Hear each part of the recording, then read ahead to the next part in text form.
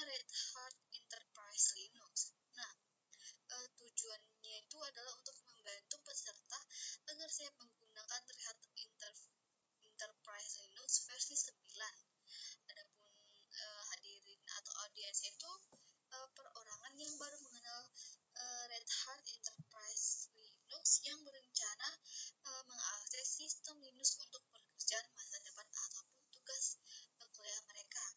Nah, ada persyaratnya itu adalah keakraban dengan komponen komputer dasar yaitu mouse, keyboard, dan monitor.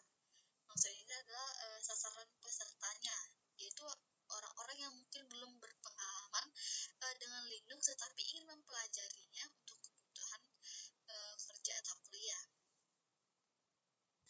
Nah, mari kita masuk ke materinya.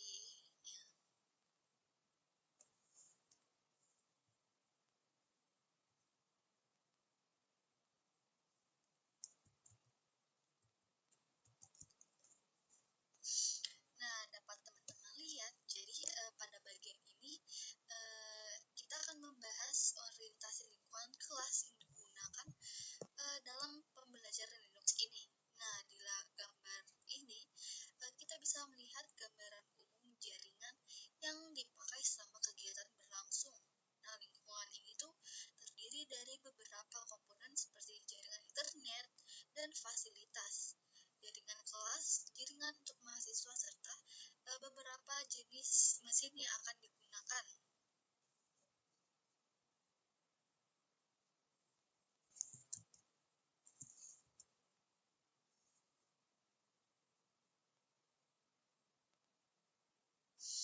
Nah, dalam mata kuliah ini, sistem komputer utama untuk kegiatan pembelajaran langsung ini adalah workstation. Nah, mahasiswa juga akan menggunakan mesin lain untuk kegiatan ini, yaitu Servera.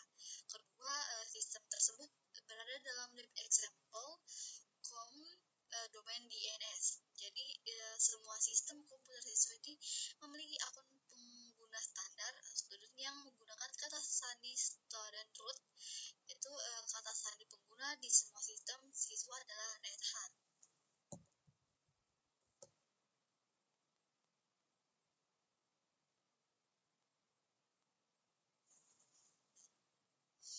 Jadi secara keseluruhan lingkungan itu tuh dibuat agar setiap mahasiswa bisa belajar, mengakses materi, dan melakukan praktik Linux secara terstruktur melalui jaringan yang telah tersedia.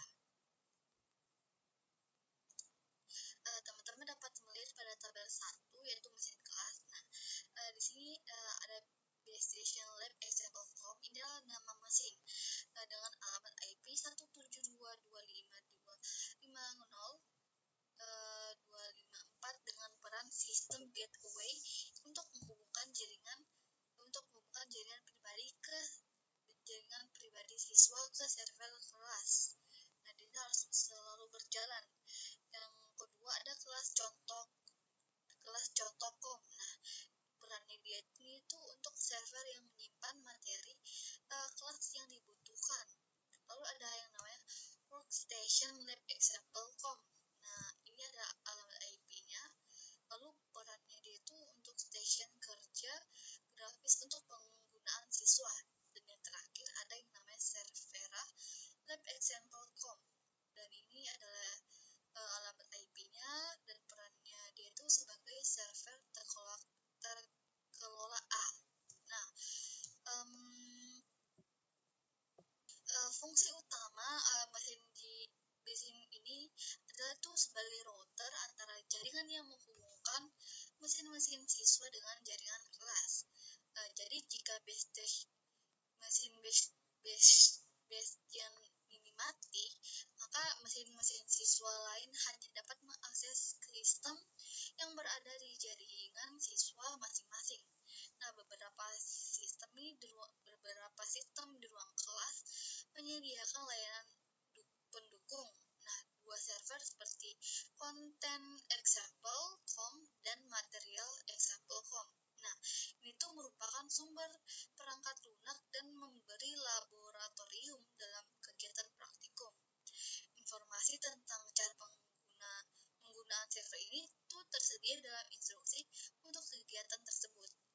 Jadi mesin virtual workstation ini menyediakan kegiatan ini, baik mesin classroom dan Bastion ini harus selalu berjalan agar lingkungan laboratorium ini dapat digunakan dengan baik. Di sini ada catatan ketika kita masuk ke server mesin, kita mungkin melihat pesan tentang aktivitas cockpit console web. Jadi kita abaikan diabaikan saja pesan tersebut. Lalu bagian mengendalikan sistem Anda. Kita ditugaskan untuk menggunakan komputer jarak jauh di ruang kelas Rehat online learning role. Kursus mandiri ini diakses melalui aplikasi web yang dihosting di role.redhat.com.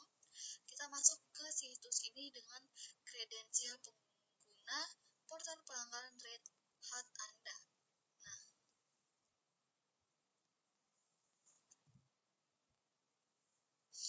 Lalu ada yang namanya mengontrol mesin virtual. Mesin virtual di lingkungan kelas kita itu dikontrol melalui kontrol antarmuka halaman web. Setiap mesin virtual di kelas ditampilkan pada tab lingkungan. Teman-teman bisa melihat gambar yang ditampilkan di sini. Kita bisa melihat daftar mesin virtual yang digunakan dalam pembelajaran seperti base station, classroom, server, utility, dan workstation. Jadi itu pada setiap mesin itu memiliki status, dan di contoh ini semuanya itu berada pada status aktif, yang berarti mesin-mesin tersebut itu sedang berjalan dan siap untuk digunakan. Dan di samping masing-masing mesin juga tersedia tombol action seperti open console yang memungkinkan pengguna melakukan pengaturan atau membuka konsol mesin tersebut. Untuk memahami status mesin lebih lanjut itu, mari kita lihat ke tabel kedua mengenai status mesin virtual.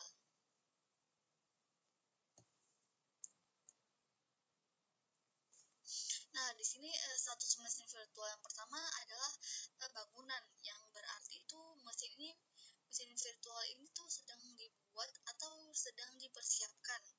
Status kedua adalah aktif, yang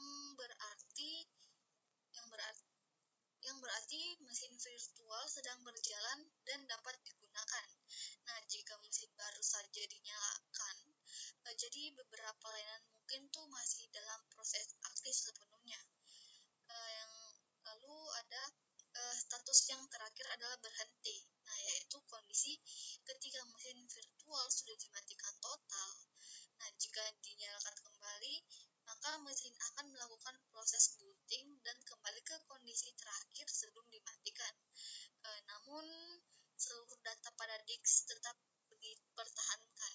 Jadi melalui tabel dan halaman manajemen ini itu kita bisa mengetahui kondisi setiap mesin virtual dan memastikan semuanya itu siap dipakai untuk proses belajar. Selanjutnya itu kita masuk ke tabel 3, yaitu tindakan kelas. Pada tindakan pertama adalah membuat. Jadi perintah ini tuh digunakan untuk membuat ruang classroom. Jadi saat tombol ini dijalankan, sistem ini akan membuat dan menyalakan semua mesin virtual yang diperlukan untuk kelas tersebut. Jadi proses itu biasanya membutuhkan waktu beberapa menit. Lalu adapun tindakan berikutnya itu menciptakan. Ini tuh menunjukkan bahwa mesin virtual ini tuh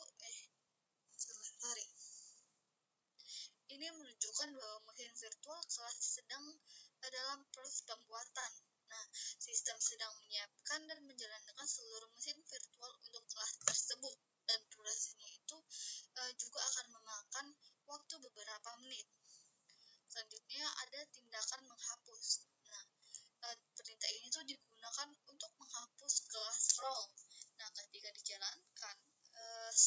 mesin di virtual ini di dalam kelas akan dihancurkan. Nah, perlu kita perhatikan bahwa seluruh pekerjaan yang ada di dalam disk mesin tersebut akan hilang. Jadi harus digunakan dengan hati-hati ya teman-teman. Selanjutnya ada yang namanya tombol awal. Nah, dia ini tuh digunakan untuk menjalankan semua mesin virtual yang ada di dalam kelas secara bersamaan. Kemudian ada tombol memulai. Nah, yang dimana dia ini tuh menunjukkan bahwa semua mesin virtual dalam kelas sedang dalam keadaan menyala. Dan yang terakhir ada yang namanya berhenti atau tindakan tombol berhenti. Nah, ini digunakan tuh untuk menghentikan atau mematikan semua mesin virtual di dalam kelas. Jadi, dengan memahami setiap tindakan itu, kita bisa mengelola lingkungan pembelajaran secara lebih efektif dan aman. Selanjutnya, sekarang kita masuk pada tabel 4 yang berisi berbagai tindakan yang dapat kita lakukan pada setiap mesin virtual secara individual. Nah, tindakan yang pertama adalah buka konsol, yang dimana tombol ini tuh digunakan untuk membuka konsol sistem dari mesin virtual melalui tab browser baru. Nah, dengan konsol ini tuh kita bisa masuk langsung ke dalam mesin virtual dan menjalankan perintah-perintah yang diperlukan. Biasanya nih kita hanya masuk ke konsol workstation saja, kemudian menggunakan perintah SSH untuk terhubung ke mesin virtual lainnya. Selanjutnya ada tindakan mulai. Nah, yang digunakan untuk menyalakan atau memulai mesin virtual. Lalu berikutnya ada yang namanya tindakan matikan. Nah, dia ini tuh berfungsi mematikan mesin virtual dengan benar sambil tetap mempertahankan isi disk. Nah, ini seperti proses shutdown pada komputer biasa. Lalu ada juga yang namanya tindakan matikan. Nah, ini matikan dalam bentuk yang lain, yaitu dia maksudnya itu kita mematikan paksa mesin virtual. Jadi mesin ini akan dimatikan secara tiba-tiba, tetapi isi disknya itu tetap dipertahankan. Nah, tindakan ini tuh mirip dengan mencabut kabel pada daya tindakan itu dia tuh mirip dengan mencabut kabel daya pada komputer fisik. Dan yang terakhir ada yang namanya tindakan atur ulang. Nah, tindakan itu akan memastikan paksa mesin virtual sekaligus mengatur ulang penyimpanan kembali ke kondisi awal. Nah, perlu kita perhatikan bahwa semua pekerjaan atau data yang tersimpan di disk mesin tersebut akan hilang. Jadi di bagian bawah juga menjelaskan jika pada latihan diminta untuk menyetel ulang satu mesin virtual saja, maka kita cukup menggunakan tindakan setel ulang khusus untuk mesin virtual tersebut tanpa mempengaruhi mesin yang lain.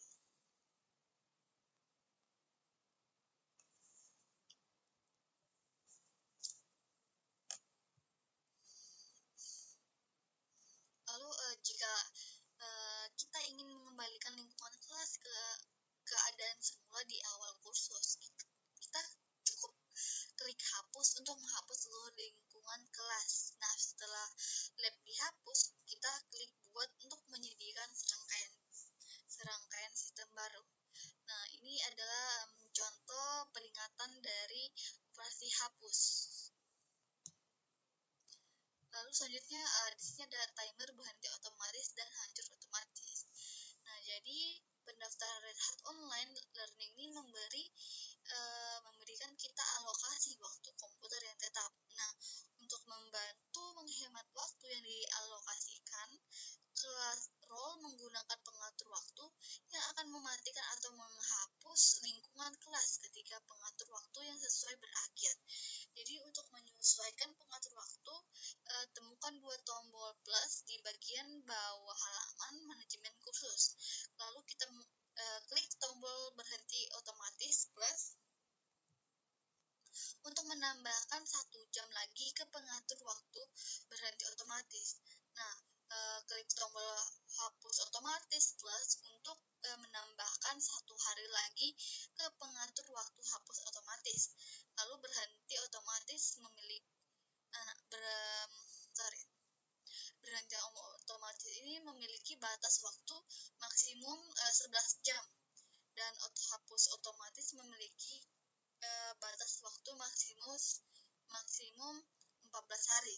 Jadi pastikan untuk selalu menyetel pengatur waktu saat kita bekerja agar lingkungan kita itu tidak mati secara tiba-tiba.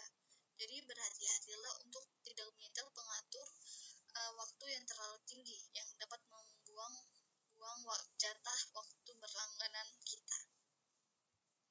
Kita lanjut.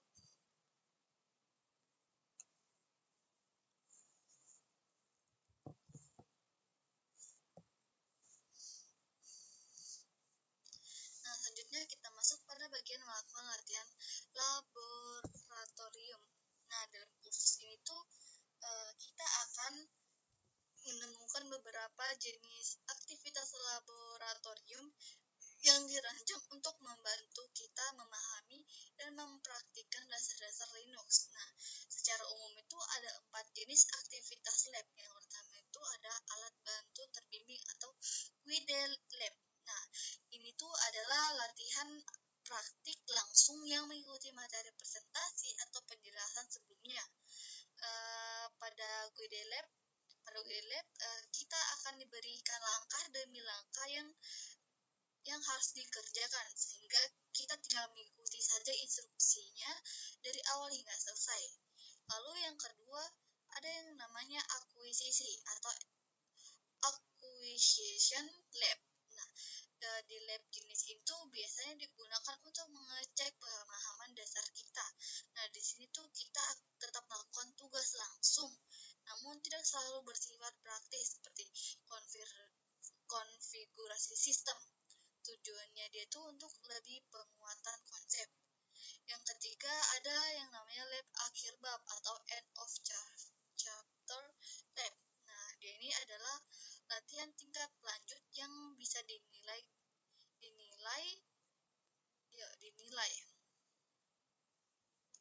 Kita akan mengerjakan serangkaian langkah tanpa diberikan instruksi detail seperti pada QIDE lab. Hanya ada tujuan dan petunjuk umum. Jadi kita harus memikirkan sendiri langkah-langkah Linux apa yang harus kita jalankan. Dan yang terakhir ada yang namanya laboratorium tinjauan komprehensif atau comprehensive review lab. Nah, ini adalah aktivitas lab yang paling lengkap. Biasanya ada di akhir kursus. Jadi kita akan diberi spesifikasi dan tujuan yang harus dicapai, tapi tanpa instruksi teknis, langkah demi langkah semua kebutuhan teknis Linux akan kita tentukan sendiri. Solusinya itu akhirnya tetap diberikan, tetapi hanya untuk evaluasi saja, bukan untuk diikuti saat pengerjaannya.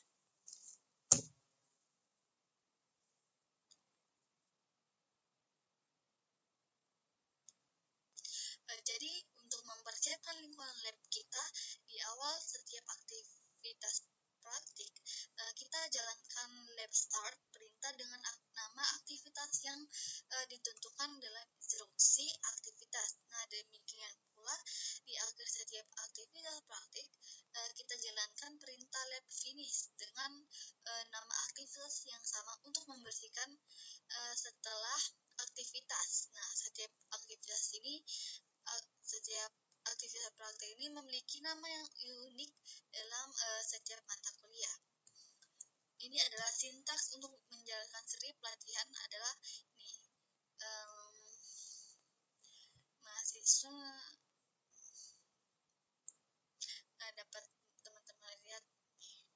Jadi ini adalah tindakan pilihan start, grade atau finish. Jadi semua latihan mendukung start dan finish. Hanya lab akhir bab dan lab tinjauan komprehensif yang mendukung grade.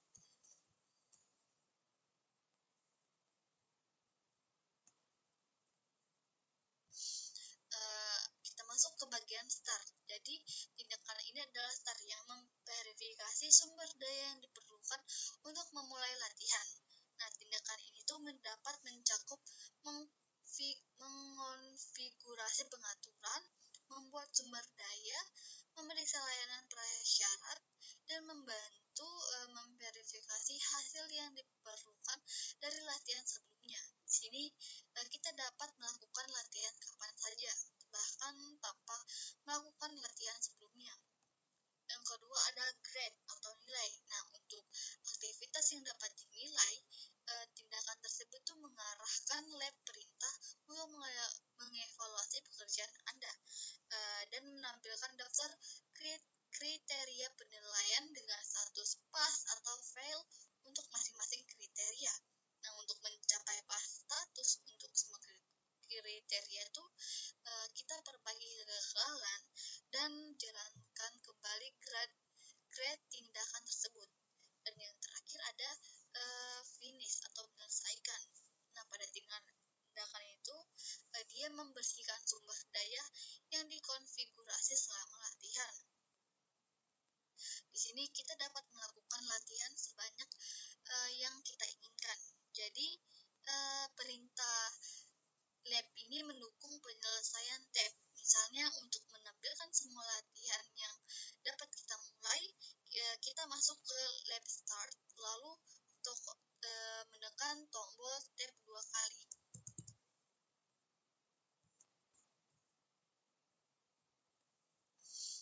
Selanjutnya kita masuk pada bagian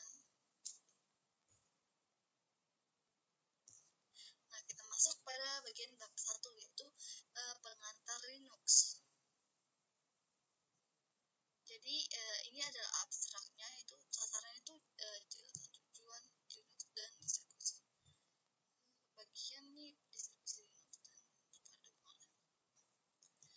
jadi tujuannya itu di definisi Linux sebagai kernel dan sistem operasi. Nah, selanjutnya ada kernel Linux. Nah, jadi selanjutnya ada kernel Linux.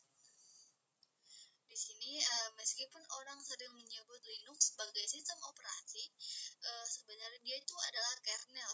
Nah, dalam ilmu komputer, kernel ini adalah perangkat lunak yang bertanggung jawab untuk membuat sistem. Kernel ini memuat driver untuk mengenali perangkat yang terpasang seperti keyboard, mouse, layar, dan sebagainya. Dan ia juga mengelola proses perangkat lunak. Linux ini awalnya didirikan oleh Linus Torvalds pada tahun 1991. Nah, saat itu ia adalah seorang mahasiswa ilmu komputer di Finlandia. Torvalds ini tuh membuat kernel tersedia untuk semua orang dengan menggunakan lisensi publik umum GNU atau GPL untuk melisensikan kode. Model lisensi ini tuh memastikan bahwa kode berlisensi ini dapat digunakan untuk tujuan apapun. Nah, selama perubahan publik dikontribusikan kembali ke proyek.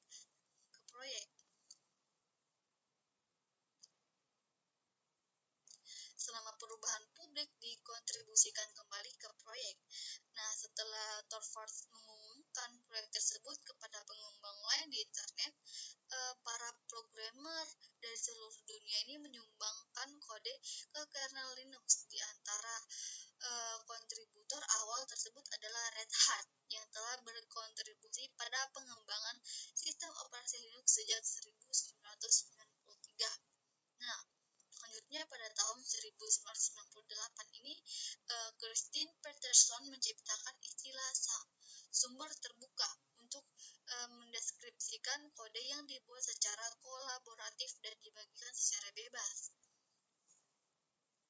Lalu Linux mendapatkan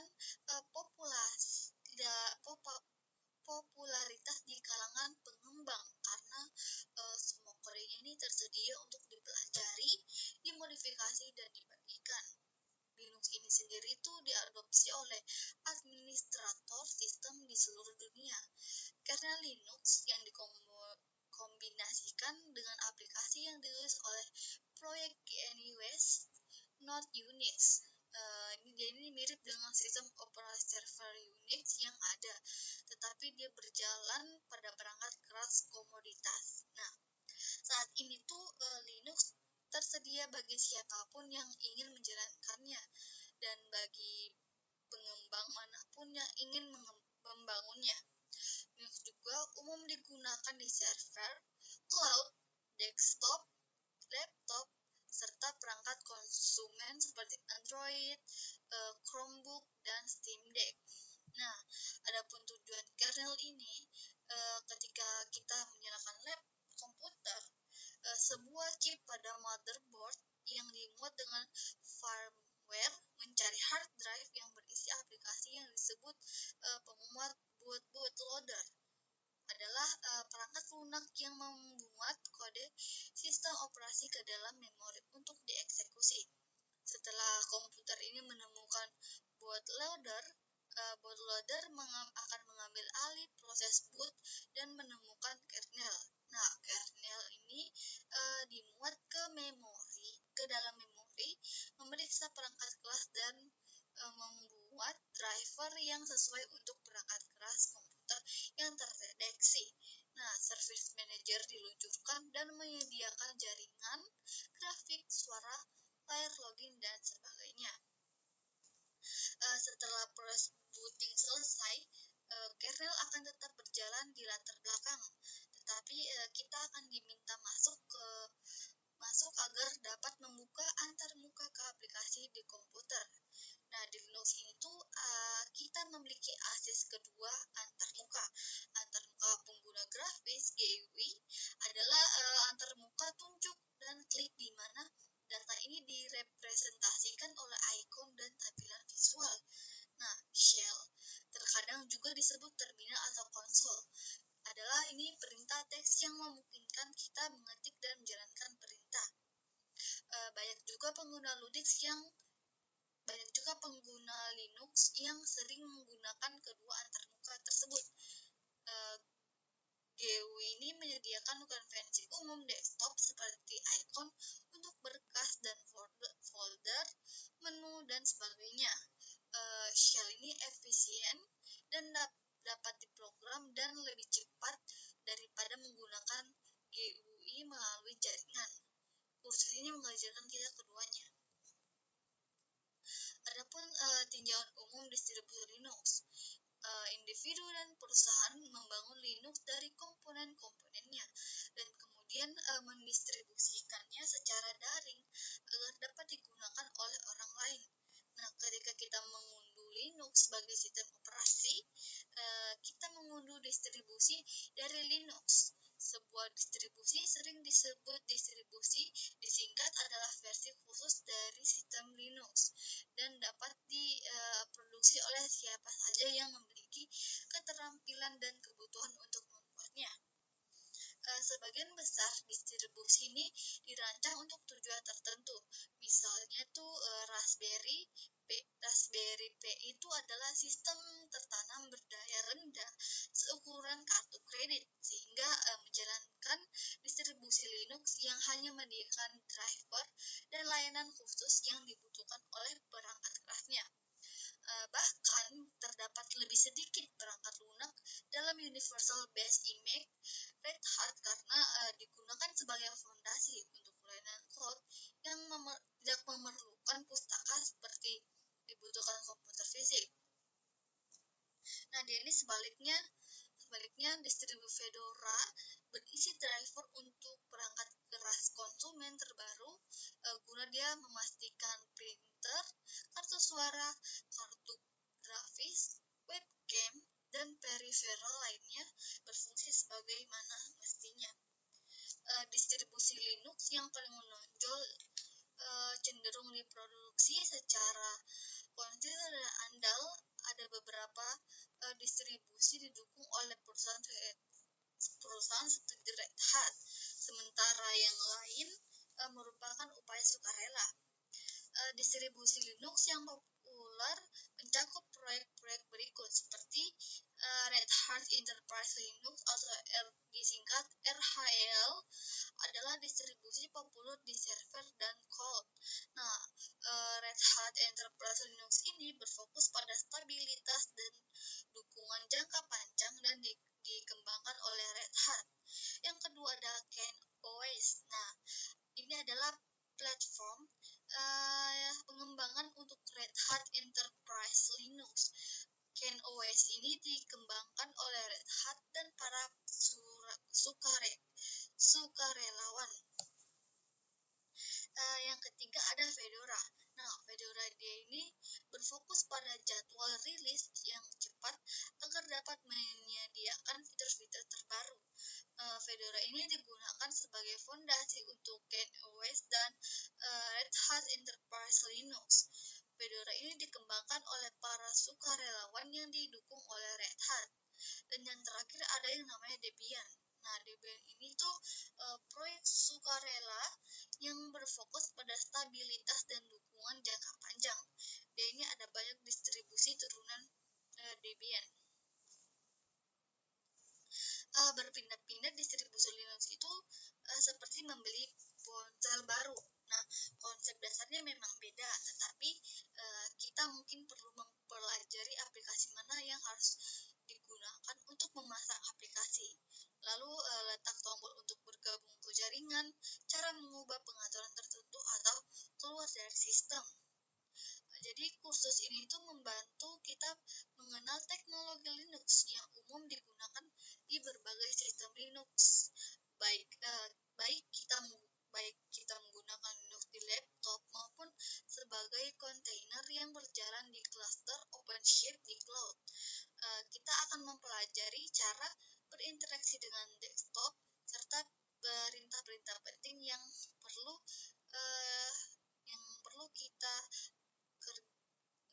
untuk bekerja secara efisien di terminal Linux.